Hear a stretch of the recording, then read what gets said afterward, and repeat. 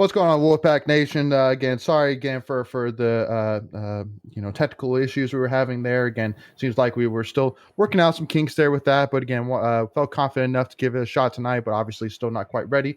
But wanted to make sure to jump on to what we know at least, so that way we make sure you have good video, good audio, all that jazz, and we have no issues at all seeing your chats as well, because that was another issue we were having as well. So it didn't seem like we could see anybody's chats coming in. So.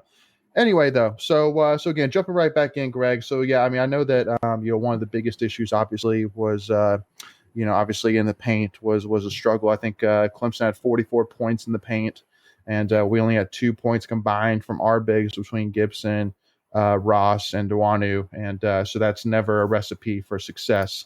But again, I think definitely one of the biggest things for me is really figuring out kind of what kind of the future holds again, because I mean it's not going to get any easier, especially the more that you dive into the ACC schedule. It's just going to get tougher and tougher, and you're going to get more and more teams that have great players down low. So what are your kind of initial thoughts on that thought, Greg? Well, I mean, yesterday we tried, doubling down in the paint on a few of those things, and they just had kickbacks outside. And Clemson hit a lot of good shots yesterday. I mean, they shot really well from the 3 line. So you just got to pick your poison, and maybe sometimes just hope that the other team that can't shoot and they can't hit the bright side of a barn. So again, you just you keep plugging away. You keep hoping that you can make some progress, but at the end of the day, like I said, the team didn't quit, and so that's the one thing I guess you got to give Keats some props for is his teams don't quit. True that. Michael, you got any additional thoughts? You just got to develop some consistency. I mean, I was saying it earlier, the only guy who's been consistent all season is Sebron, and that's great. And he's looking like probably an ACC Player of the Year candidate, but on a team level, that's not going to win you many games in the ACC if you just have one guy who shows up consistently. No, and again, too, one of my thoughts too is that it's obviously with us here at Tuffy Talk, first thing we always like to do, obviously there's a couple of things we like talking about all different sports, obviously, but also too, we always like try to be kind of the glass half full, because obviously it's I feel like that's important for us as fans. You know what I mean? Because at the end of the day, there is so much good going on, so it's not as tough as it really seems. But specifically, obviously, when you're talking about men's basketball. Which obviously is the bread and butter for a lot of state fans, even over football, it's tough. But the one thing which I do want to say, which is as a negative, which I think I'm saying this because I think even Keats would agree with this, because really I think that this is a mistake, which I feel that he would even admit to, which is that it was definitely a mistake, unfortunately, not going after an experienced big player during the offseason. And the reason why I say that, I mean, because I'm saying that obviously the nightmare scenario happened. Obviously Manny Bates got injured first game of the year. But again, it's definitely something which, is plaguing us right now. I think that Duanu actually is a good player. I think that he's going to be a good player for us in the future. I just think that basically he's getting thrown into the coals right now and saying, go, dance, or, swim, like do something for it. It's like, listen, he's just trying to develop right now. He's not necessarily, he's definitely not ready as a starter, but again, he's done a good enough job. But again, the one thing which I do want to say though, too, is that when you have a team that is so bland down low scoring the ball, basically like we have nothing, post up or anything that can score the ball, it makes it very tough for guys like Cam Hayes, DeQuavian Smith, and Sebron, because I mean every team's like, hey, listen, we won't even worry about the down low. All we're going to worry about is just making sure you don't get to the basket and taking out 3. And I mean that's really the recipe for success for us right now. So that's why, like, for me, it's really tough to really be so critical of guys like Baby T, guys like Cam Hayes, who obviously, have gone up and down and definitely have had, have been in a little bit of a slump, but, it doesn't help. Let's put it that way. The down low players are not helping the situation. Right. Yeah. That's for sure. When you don't, like when opposing teams don't, I mean, they really haven't all season. They don't have to, double or help in the post. and then they can just stay on the shooters who are outside. That makes it a whole lot tougher. Right. Yeah, Yeah. it does. Dewanu kind of reminds me of a Manny Bates, where he was very raw, and it took him a couple years to get his offensive game. He shows up defensively pretty well. He can do a little bit better boxing out and protecting the rim. He's not a shot blocker yet, like Manny is, but I mean, give him a year or two, and like you said, we could have something there.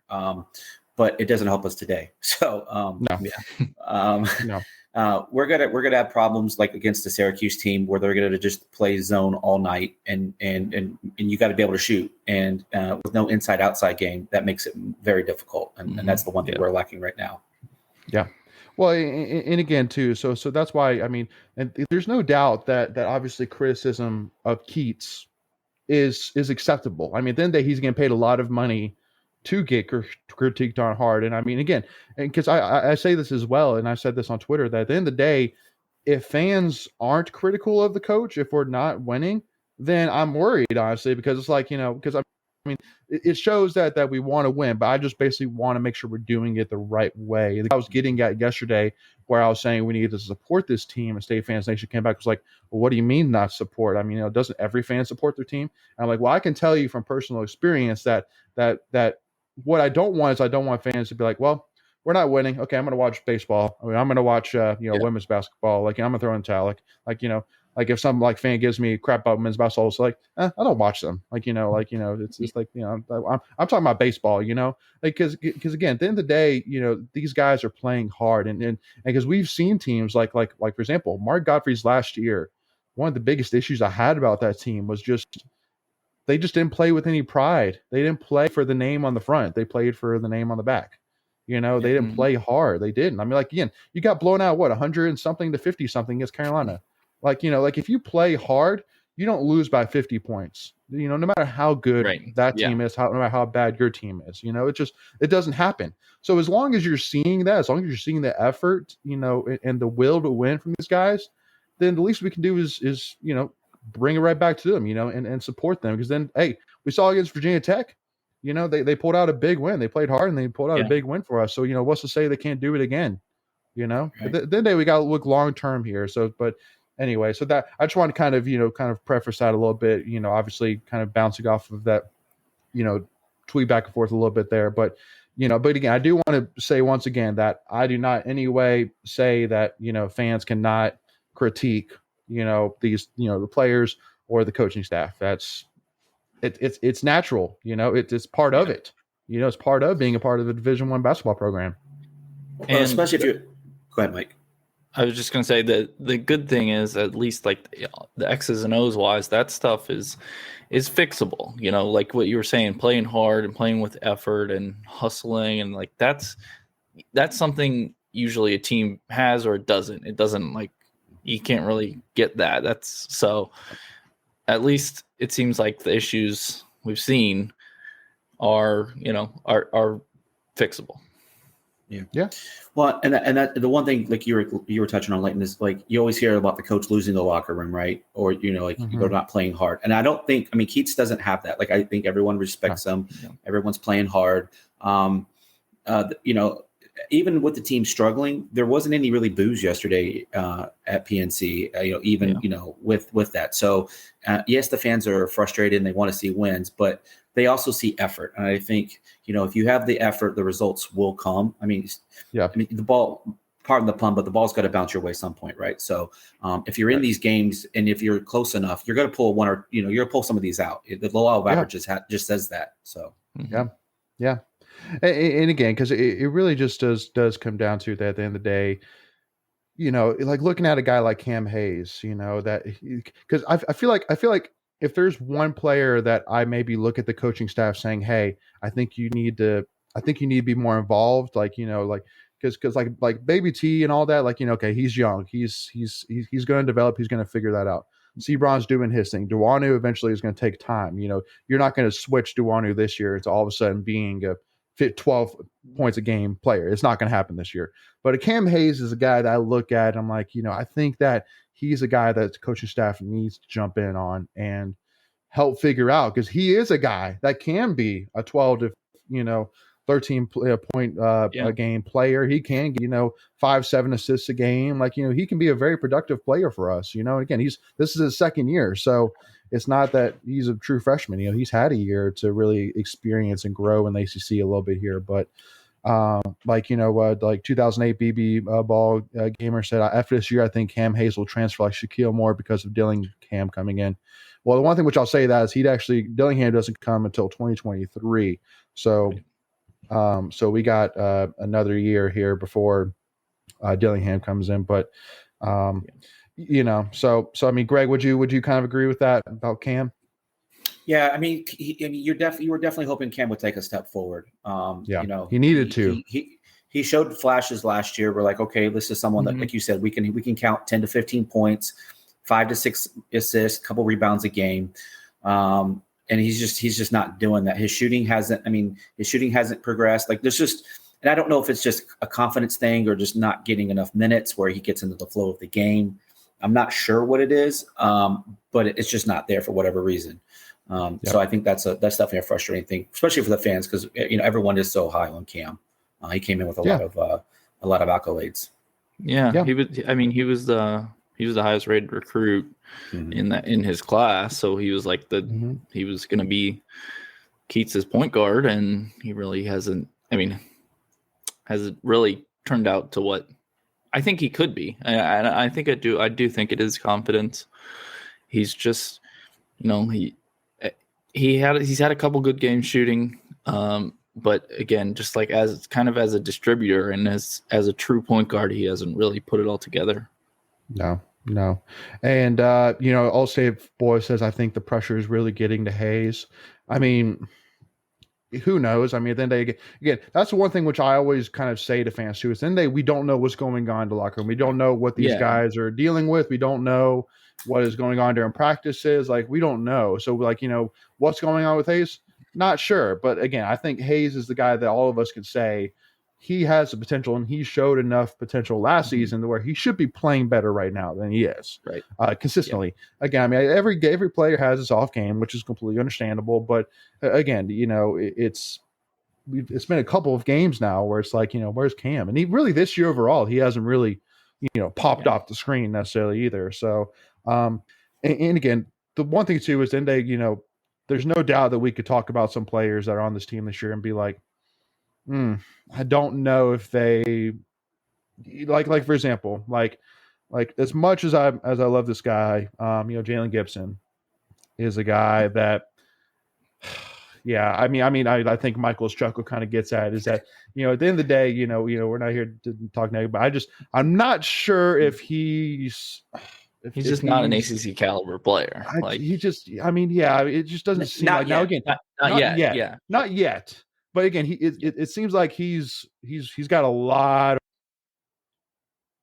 go if he wants to with us, because especially to hopefully next year, we wouldn't have to rely on like a Jalen Gibson, to play many minutes. Hopefully, Keats will bring some guys in or whatever it may be, so we don't have to rely on Gibson. But even like a Casey Morsell as well. Like Greg.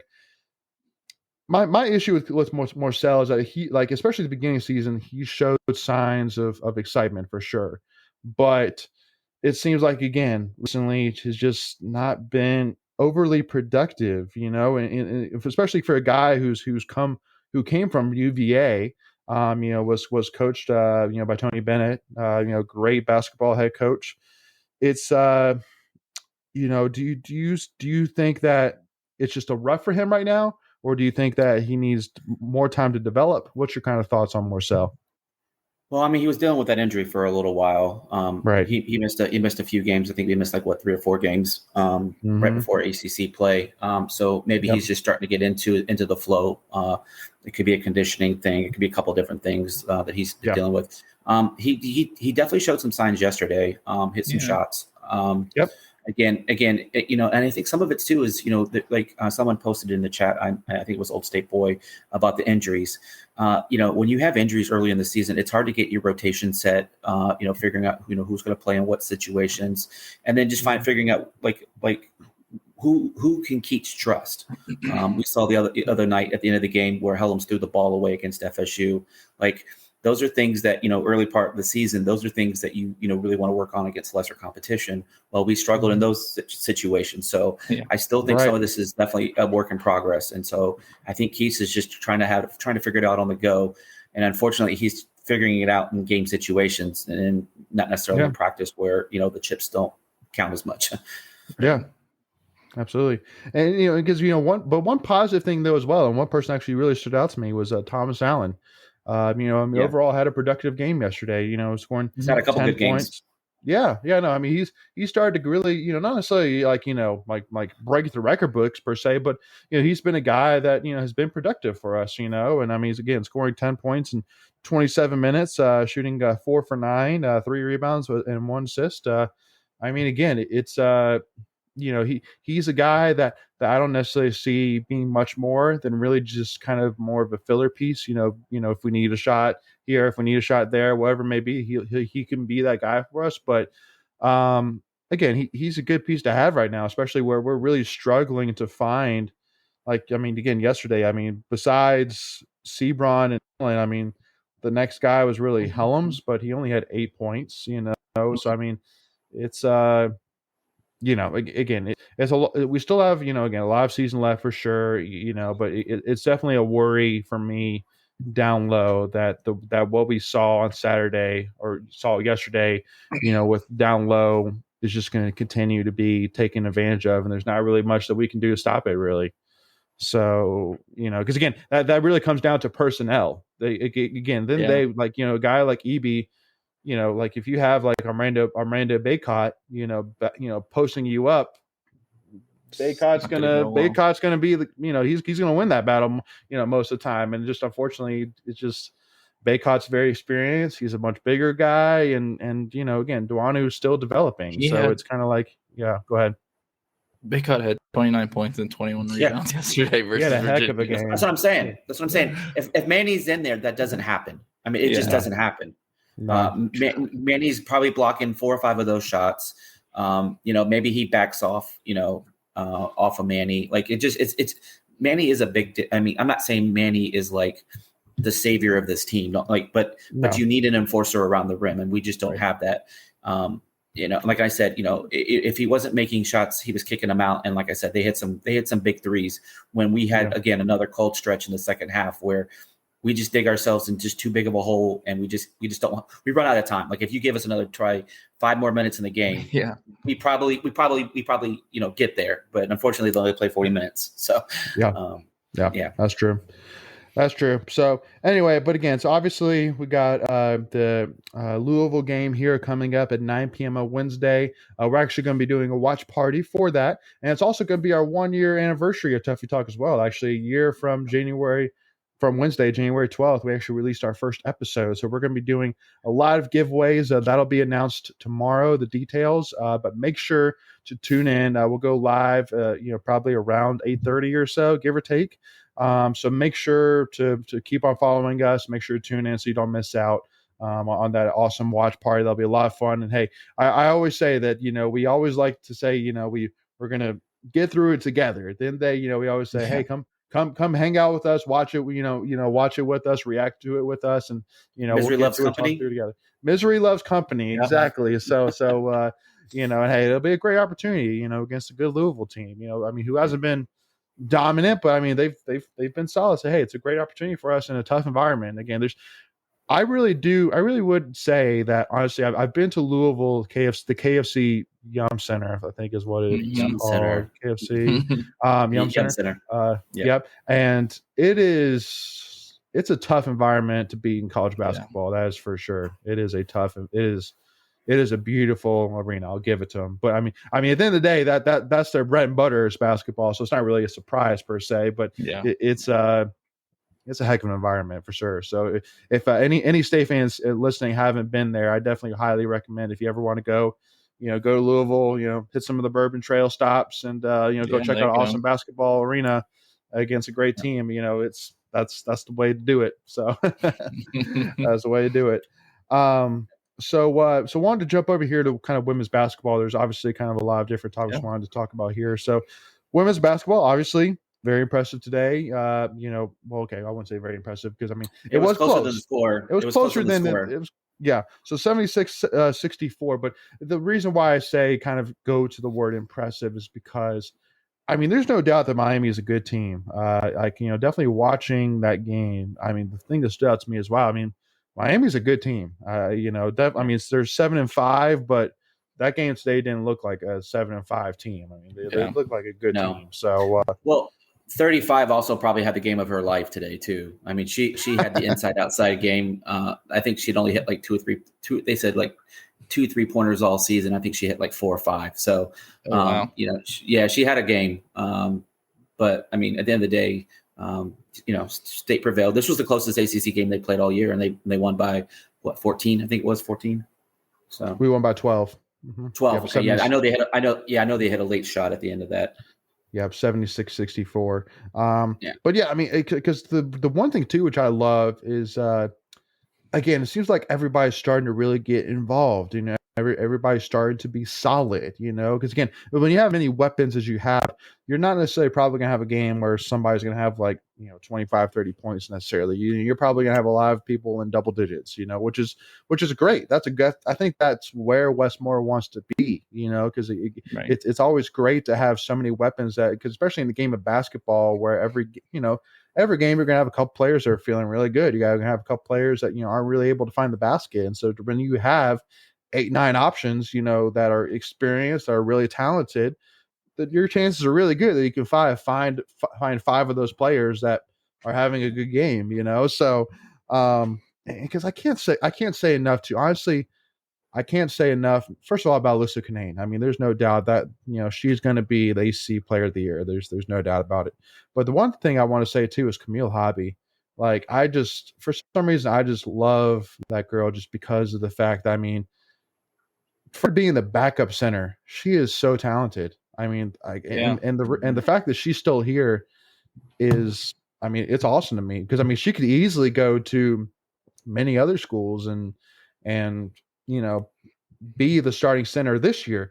But I mean, my guess more likely is that she's waiting until next year after Kanane leaves, and then between her and the other 5-star center that we have sitting on the bench, the two of them will split time. But yeah, it's just crazy, this team's depth. I can't get over it every single time I watch them. She had 9 points in 11 minutes. Like, that's crazy. Yeah, it's we pretty call that productive. efficient. Yeah. Well, and I mean, when you have Diamond coming off the bench as your 6th player, and she was that's crazy like first team Big Ten all last year. It's like that's a what do they call that? Something riches. What is that? Champagne problems. Yeah. There you go, champagne problems. But too many. Yeah. Well, and Leighton, to your point, teams have to choose what they want to do. Do they want to double down on Kunane, and then okay, now you got you have the best shooting 3-point team in the ACC, and I think they're top 5 in the country. But I think they might even be top 3.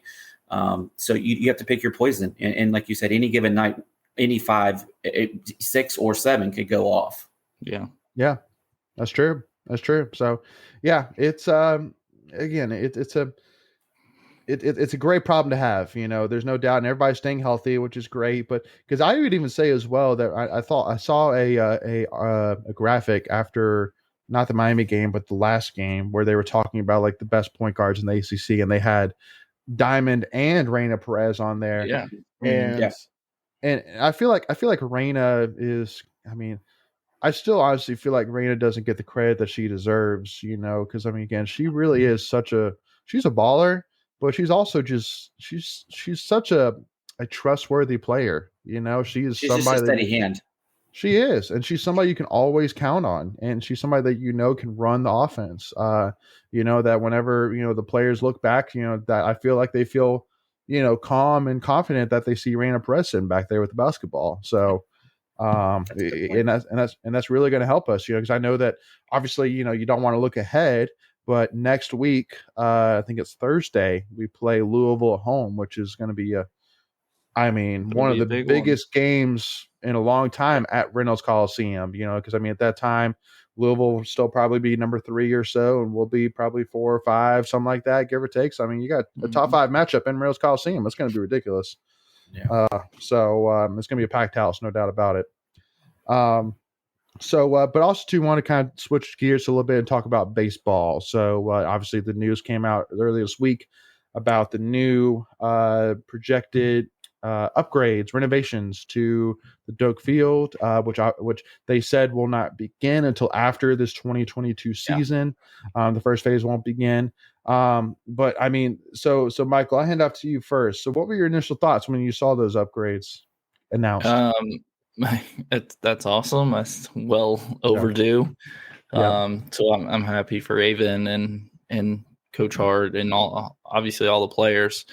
And it looks like they're going to be some great upgrades to the not only just the stadium itself, but also the player facilities, the locker rooms, and stuff like that. Mm-hmm. Yeah, Greg. It's gonna. I mean, I'm gonna start off and say it's gonna be a great recruiting tool. I mean, if Avon's already pulling the type of talent he's pulling with the current facilities, it's only gonna make it that much better. Like Michael said, I think the big thing is like the player amenities, right? Because the players want to feel good, right? So the new lounges that they're building, and then the new clubhouse that they're building out for them. So I think that's going to be fantastic. I've seen mentioned on Twitter and other places that people are pretty happy with what they've seen so far. As long as the thing ends up as the rendered art does, right? So that's the key. You know, two things. One, do they get the money that they want to commit to the project, which is $15 million, and then does it really look like what they say it's going to look like? And so I guess that'll the proof will be in the pudding. Sure. Yeah. Sure. Well, and again, then day two, and then Old Stave Boy went ahead and said, the grill/smokers was a surprise for unique fan experience. I'm getting on the waiting list for that one. Yeah, yeah. Well, and because my original thought when I saw that I was like, are they not worried about like foul balls like coming in, like smoking one of those grills? Like that was kind of my original thought. It's just cow, right? It's leather. We could probably cook that and make it taste decent. Yeah. Well, I mean, it just seems like there's so many safety hazard measures that go into that stuff. Because what if you burn yourself on the grill? Is that a liability for Doak? I mean, I'm sure there'll be paperwork that you gotta. I'm sure there'll be paperwork you gotta fill out. Oh, for sure. For sure. But I think every fan would gladly sign that piece of paper to have that, because that was awesome. Yeah. To have a tent and a grill, sitting basically right down the first baseline. Yeah. It's pretty cool. It'll be interesting to see how that works out too, right? Like, do you have to buy their food and put it on your grill? You allowed to bring your own? Like, it's gonna be interesting to see how all that plays out. I'm sure more than likely you have to buy their food. I'm sure, which again, I mean that's not really a surprise, because obviously they got revenue. They need revenue as well. They need to make some money off of it. So gotta get ready for Doak Field 3.0. So that's right. Yeah. And they said if they raise more than 15 million, they've got stuff that they can add on that was in the plans. So I'm hoping they get to Doak 4.0, 5.0. Like let's build this thing up. Let's make it the best stadium not only in the ACC, but let's go for the country. I mean, I'm really excited that they're continuing off the success of the CW, the College World Series run from last year. So that's good to see that they want to continue that momentum. Yeah, absolutely. Well, and definitely, I think there's two things which obviously I'm still looking for that I would definitely love to see, which is definitely eventually either like a second tier, second level again, just kind of expand or outfield seating. I want to expand the capacity of people that could be there, and obviously for a full overhang, or some kind of shade. Old State Boy says for a full overhang it will cost an extra $7 million. So again, that's probably why it's not in the budget for Doak Field 2.0. But again, it's all a wish list. This isn't the end of it. It's not like they're renovating this and then like Doak Field's going to be that way forever. Like, no, I mean, guaranteed that if things continue the way they do and we continue to be as successful as we are, then there's no doubt that it's only going to be a matter of time before they add on overhangs or shade, before they add new capacity, and because especially too, like when we're hosting super regionals and stuff, and if they're selling out tickets, like within minutes and stuff like that, it's like, hey guys, if we add more seats, we can make more money. Like we You need to can add sell more more seats to this tickets. Yeah. place. Yeah. So, but I'm honestly just glad. It looks like the metal bleachers are gone, which is definitely something which I'm kind of happy with, because I definitely remember times of going to regionals games or something like that, and those bleachers get hot. So Yeah. so glad I don't have to deal with that. But it looks beautiful though. Definitely looking forward, and because I'm interested too what this new playing surface is going to look like too. Like I saw that in the plans too. Yeah. Most. I mean, I think it was going to be synthetic again, right? Is that what I saw? Did I see it was going to be? I think so, but again, Yeah. it's yeah. Go ahead. They didn't really go into it. They did. I think they just said new playing surface, but I Yeah. would be willing. I'd be willing to bet that it's going to probably be a synthetic, as most schools are doing that nowadays, just because it's cheaper to maintain. Which I don't know. I'm a traditional kind of guy, so I'm hoping it stays grass, but we'll just have to wait and see.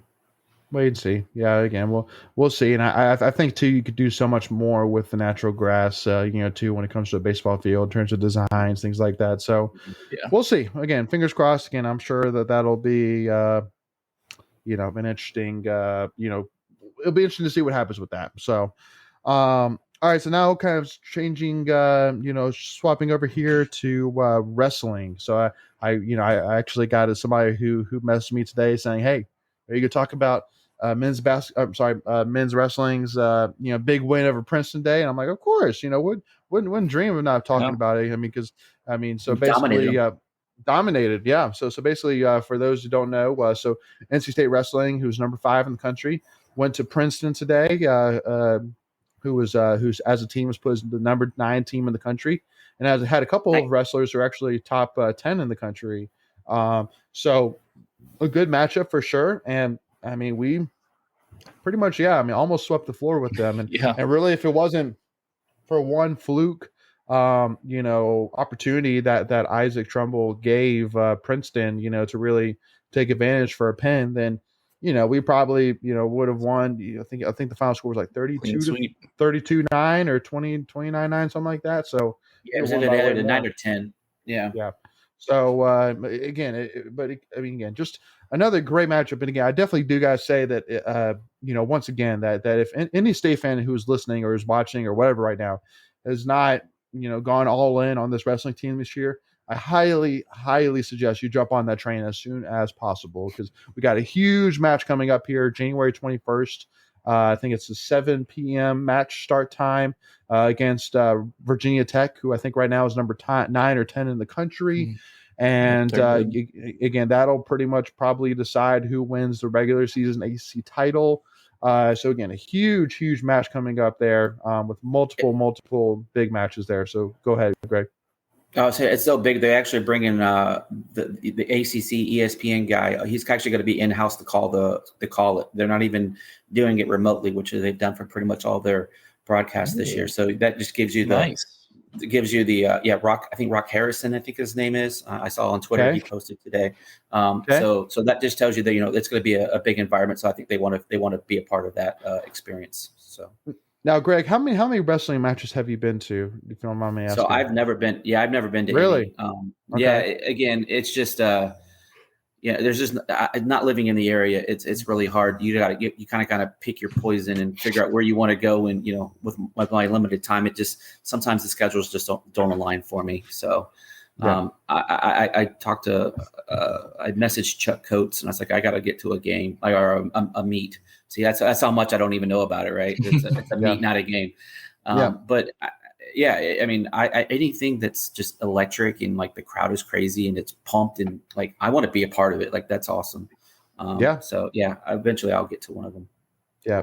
And Michael, do we got to drag you to one too? Or have you been to one before? No, I haven't been to one either. So maybe we need to figure that out. Yeah, maybe we need to. Yeah, we need to get you guys to one, dude. I mean, it's and Daniel Neal says NC State home wrestling matches are legit. Yeah, I mean, and we've said it before on I think it was a live stream, then an interview with Machiavello and Coach Hall as well. That again, in any state fan who loves sports, it's an environment, especially wrestling, because again, wrestling is one of those things that it kind of reminds me a lot of, or for the reasons why people love football, because football, it's a measure of will. It's a lot of technique, but it's also a measure of man versus man. Who wants it more. And wrestling is exactly that. At the end of the day, Good like one, it's yeah. a lot of technique. It is a ton of technique, but it is also a lot of willpower. Who wants it more?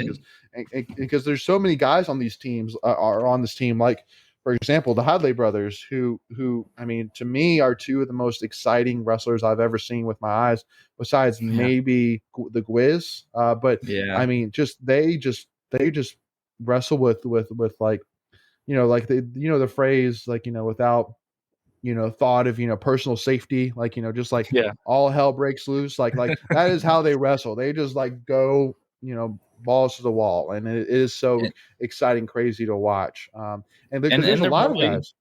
Go ahead. they're probably one of our best teams at NC State too. I mean, they're back to back to back ACC champions.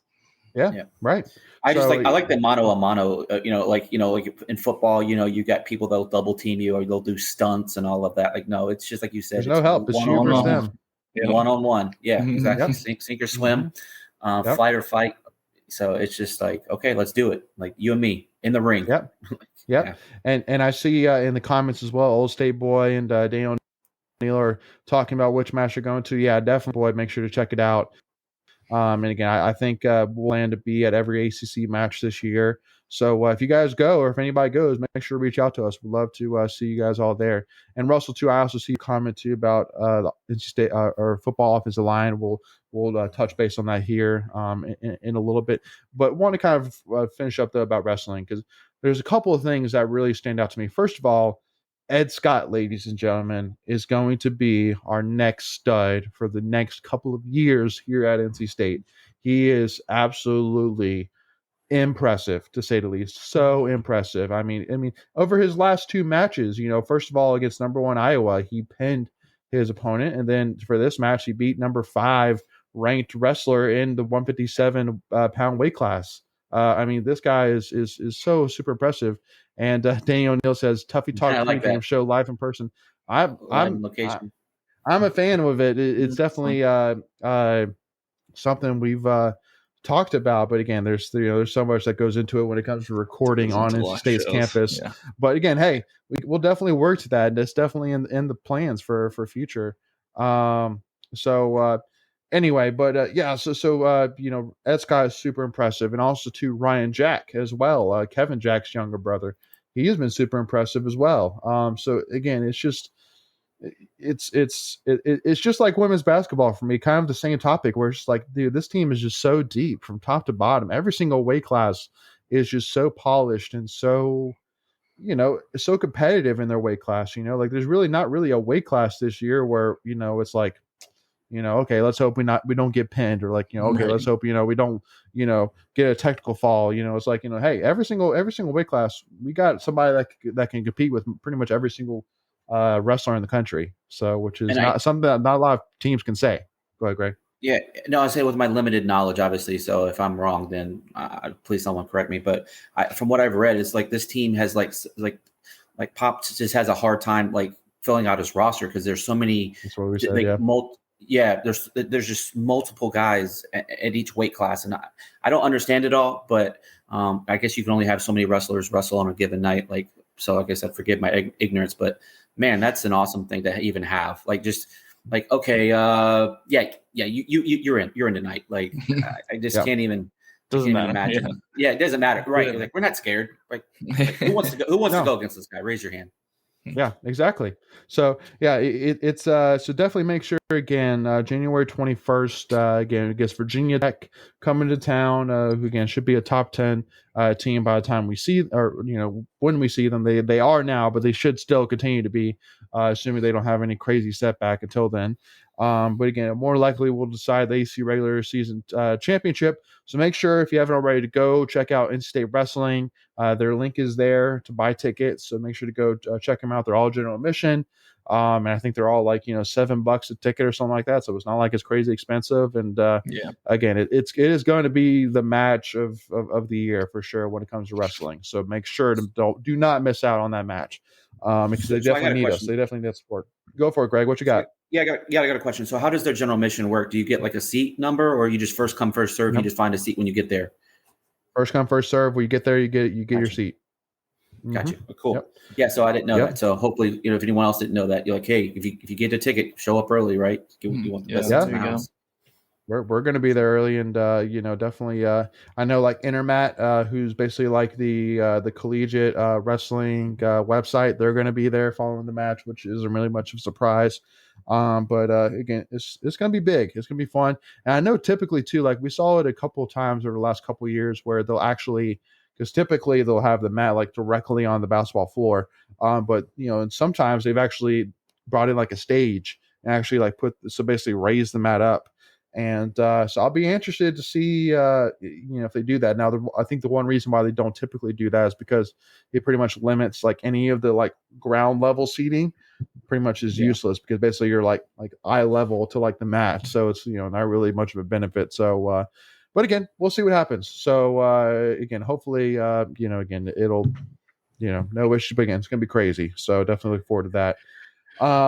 So now, so I think we'll kind of, since Russell had that one question, we'll talk a little bit here about football here first. So basically, Russell's comment was talking about: is there any concern for our O-line next year? Lots of studs coming back, but not many big names for O-line. Thoughts? Yeah, first of all, the first thing I want to say is, obviously Dorn's not done. I think, he got a big, a wide receiver commit, who from Maryland, who is a former 4-star wide receiver. But again, I know he's still looking at getting some help probably for running back, and also getting some help at offensive line probably as well. I wouldn't necessarily go ahead. Devin Carter's coming back too. I don't think that happened this week. Yep, they did. So that was huge. Yeah, yesterday or Friday, something like that. Friday or yesterday, Friday. Yeah, Friday. So that was a huge announcement as well. So definitely exciting about that. So I wouldn't necessarily worry too much yet. At the end of the day, I know that I think like we're still looking at like Christian Beal-Smith, who's from Wake Forest, and also we're looking at like Louisville running back as well. But I'm sure that for that in that exact same point, he has his eyes on some offensive line transfers out there as well. Yeah. Again, there's thousands of transfers this year in the transfer portal. So there are not a limit. There's not a lack of options. Let's put it that way. There's not a lack of options. So because I want to get your opinion on that too, Greg. Because I think we've talked about that here with Making and Michael as well. But the transfer portal thing, it's. Again, I feel like it's a double-edged sword, just like the NIL is a double-edged sword, but like the transfer portal as well. It's because, you might run into issues where, well, first of all, where it's a lot easier now that you can basically just transfer and start playing the next year and saying, hey, all right, I'm not really liking how things are right here right now. So let me get out of here and let me go, somewhere else. But also too, on the other side of that as well, is that players need to keep in mind is that there's thousands of players in the portal. So, what if, you go into the portal and there goes Michael's background. Oh, no. My background. And so what if, you get in the portal and, nobody's really interested, which is a definite possibility, or maybe the people aren't as interested as you thought they would be, something like that, and then now you have to basically live with that decision, and basically figure out what to do next. So it's, it adds a lot of interesting, situations, into college football now. Yeah, so I read something the other day. It's like, the group of five is almost becoming a minor league for the Power Five, right? Yeah. So like these are kids that are getting, like maybe didn't get offers right out of high school, but obviously they've got talent, so they'll go show off for a couple of years. You look at we kind of did that with Townsend, right? Granted, that's one level down, but it's not uncommon to see these bigger schools poaching these smaller schools talent. So for every big guy, from a Power Five, that transfers, a lot of those kids go to Group of Five schools or even drop down a level. So it definitely works both ways. And again, the grass isn't always greener on the other side. So it's a chance that you have to take You know, and the coaches the same way. They're taking a chance on these kids. Just because they were successful at one school doesn't mean that's going to translate to your league. Sure. And we see that with basketball as well. I mean, we've had, you know, people that we thought were going to be studs coming in, and it just doesn't work out for whatever reason. Which happens. Yep. But yeah, I like the ability for these kids to move around, especially when you have situations where like they sign up for one coach and the coach gets fired, and then they're just stuck playing there for a coach that probably doesn't even want them. So I do like it. There definitely needs to be definitely need to set some guidelines and rules. I think it's still a mess. And then the COVID year really screwed all that up, right? So you got kids coming out of high school that just can't find a school to go play at, so they're having to go to JUCO route and all of that. So it's going to be like this for a couple of years until this gets figured out. Yeah, I mean, because pretty much my thoughts on it as well is like, you know, it's great. I think it's great for the kids that they have the ability to do more of what they want to do between the NIL and the transfer portal. But the one thing on the backside of it as well is I'm sure you're going to start seeing some of these stories of like, you know, these players like, you know, that,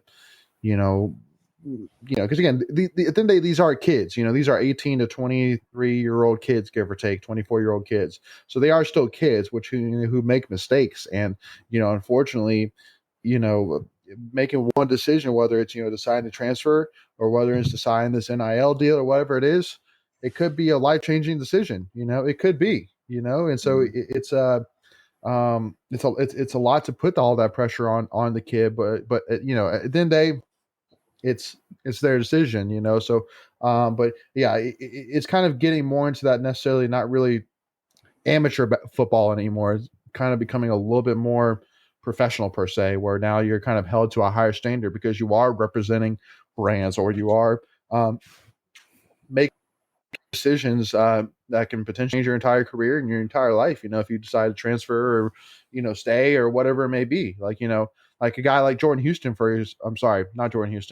Penix, like, you know, he's a guy that I think, should, you know, I honestly was surprised after 2019 that he stayed, or 2020 that he stayed. You know, I easily saw him going somewhere where he probably got more time, because he wasn't really getting used that much. But then all of a sudden, last year, but mainly this year, it's like, whoa, like, you know, this guy, you know, is going to not only is impressive to State fans, it's going to be big for us. But, you know, I wouldn't necessarily say that like guys at the next level are looking at Trent going, dang, that guy's pretty athletic. You know, he's a heck of a Swiss Army knife there. You know, that definitely could be useful, you know, possibly to some NFL teams in the future. So that was probably, you know, a big gamble, but it, you know, maybe it paid off.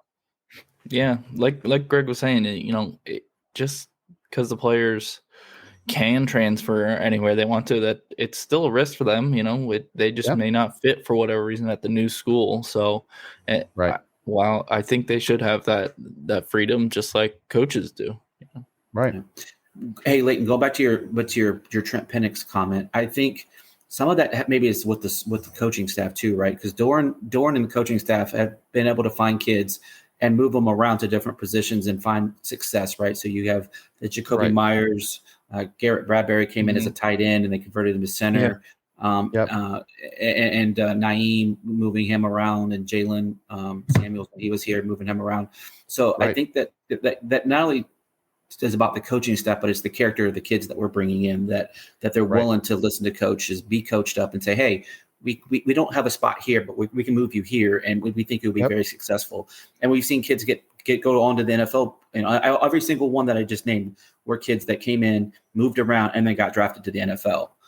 So we definitely have a track history there. Yeah, absolutely.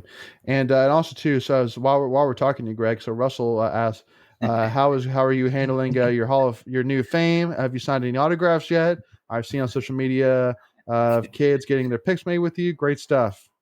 Yeah, it's funny. Every time we're out at a state event, whether it's the one we came out for the team coming home from the Holiday Bowl, or the basketball games. I've had people come up to me at the Carolina state women's Carolina game. I had one of the basketball managers come up and said, "Hey man, I really want to get a picture with you. You're famous. You're a legend." And he said it was an honor to meet me. And I'm like, whoa. Honor. I'm just a dumb guy that broke his leg. But it's been fun. Yeah. It's been fun. I've told the story probably, I don't know, 50 times to people that just want to know. And so, yeah, Russell, it's been funny. It's been really funny. Yep. So I'm having fun with it. It won't always be there. I think we talked on the podcast. I'll always be a footnote to that Carolina NC State football game. So more like a leg note. Yeah, a leg note. Yeah. Oh, good. Look at you, Michael. Look at you, brother. Okay. Yeah. Which, by the way, too. So we will. So I do apologize as well for the delay in getting part 2 of Greg's interview out. We ran into some audio issues which we had to get resolved, but we'll have that second part out tomorrow. So make sure to keep an eye out for that. And don't miss out on that.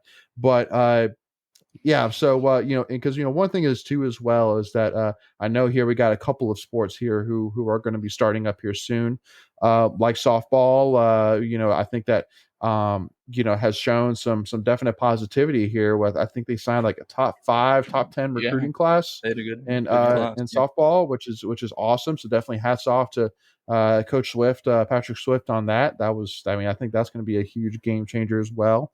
And then we should be getting into tennis season as well, which I know that I think women's tennis start off preseason ranked numbered top 10 team in the country. I saw 8. 8, yep. So I was like, is it 8 or 9? So I'll just say top 10. Yeah. Which is still super impressive. So it's beggars can't be choosers. So that'll be big.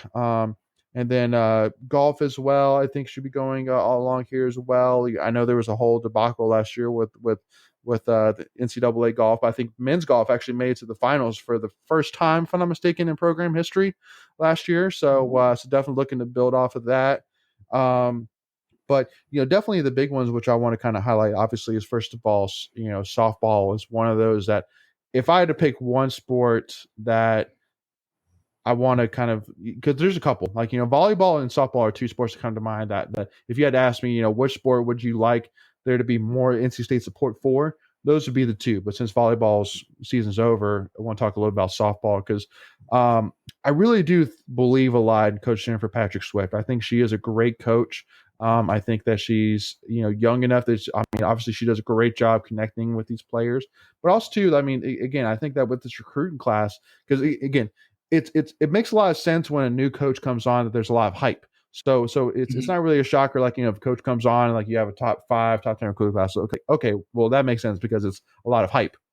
But Coach Patrick Swift is in her, I think, 3rd or 4th year, and she's able to sign a top 10 recruiting class, which proves it's not hype.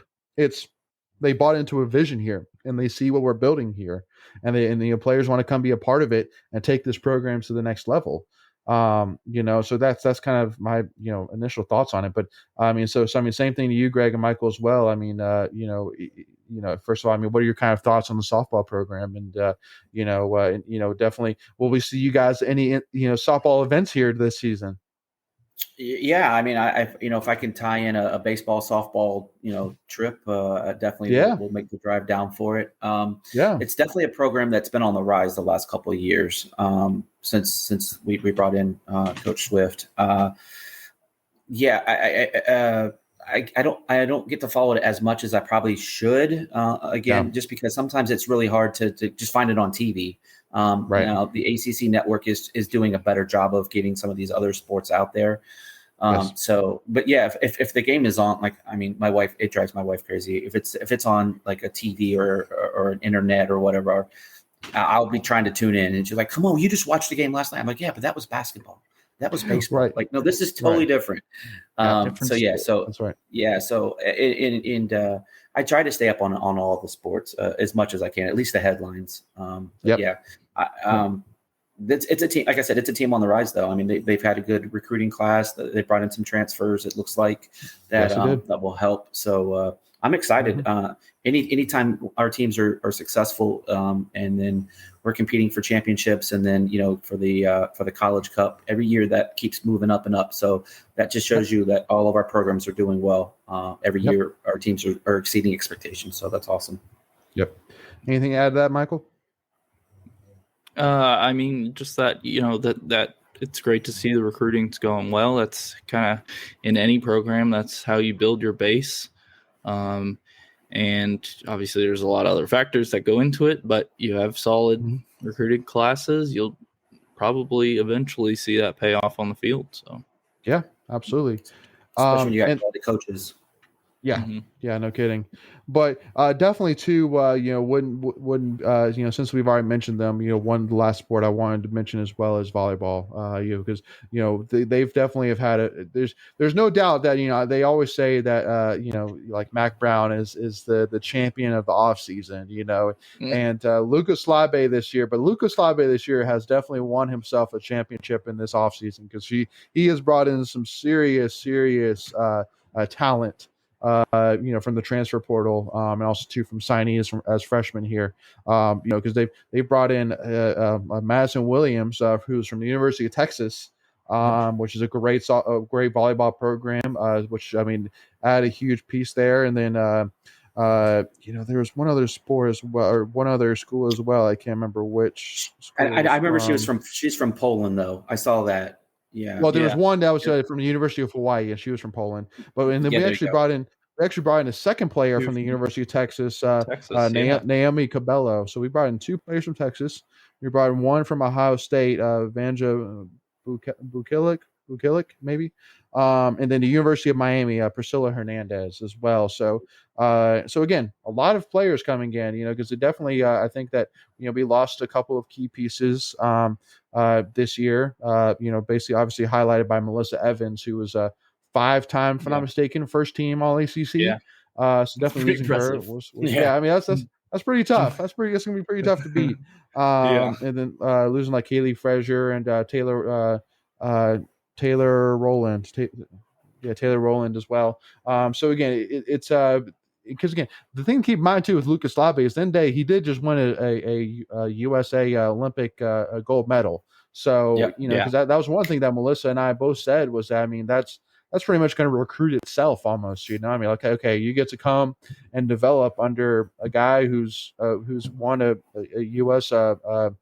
Olympic gold medal, which is that's pretty great resume builder right there for any coach, much less a collegiate head coach. So right. Yeah. That's a great finishing move when you're trying to recruit somebody. Be like, oh, here, let me show you this. Yeah. Have you seen this, by the way? I don't know if you know this or not. Pulls it out from under his shirt. Yeah. Oh, that's great. He wears his LinkedIn profile around his neck. Yeah. Yes. There you go. Yes. Oh, I like that. That was a great phrase right there, Greg. But yeah. So again, basically, I guess what we're getting at is I mean, obviously, there's no doubt that it's easy for us to necessarily lock in on the not necessarily negative, but like the which is with the men's basketball, but there's still so much going on good. So but I definitely again can't stress enough to definitely let's not give up on this men's team.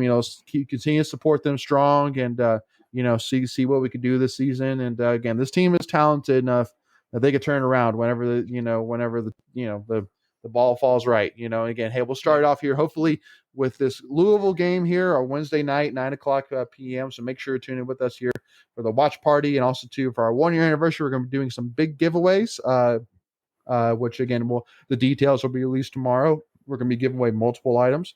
And then the other thing I want to say as well, which for those who are tuning in, again, make sure to also tune in with us because we're going to be doing some awesome Pac-9 previews here. Episodes here with some very, very special guests. And make sure, if you haven't already, make sure to hit that subscribe button. It's free to do. And also make sure that you're notified whenever we release new content. So make sure to do that if you haven't already. But, with that being said, Greg, again, it's a pleasure to have you. And I know that we've had you on a couple of times here, and definitely look forward to having you on, hopefully many more times here in the future, whenever, time calls for it, I guess. I'm always ready, Coach. Just put me in. Yeah. Let's do it. And it's easy enough, right? Again, I mean, my wife always says all the time, like, because like looking at like a Joe Gilio and a Joe Ovies, like, how do these guys talk so many hours a day about sports? I'm like, I could talk It's that easy many to hours do a it. day about NC State, like Yeah. that's easy stuff. Shoot, get out of here with Yeah. that. In fact, there's not enough hours in the day for me. No, exactly. So, because again, we're just talking current events, but much less we could talk about, teams of next year's, teams of past, the story goes on and on. So Right. it's not that tough. But anyway, y'all. But thank you all so much again for tuning in. Really appreciate y'all, and again, y'all support of us as well. And looking forward to an awesome 2022 here. Again, I know we're still only 9 days into the new year here, even though it seems like it's been ages since it turned It's 2022. been a But while. anyway, so once again, make sure Wednesday night, 8:30 p.m. Tune in live here with us to react and discuss the game live, and look forward to having you all there. But hey, as always, stay safe and go Pack, y'all. We'll see y'all soon.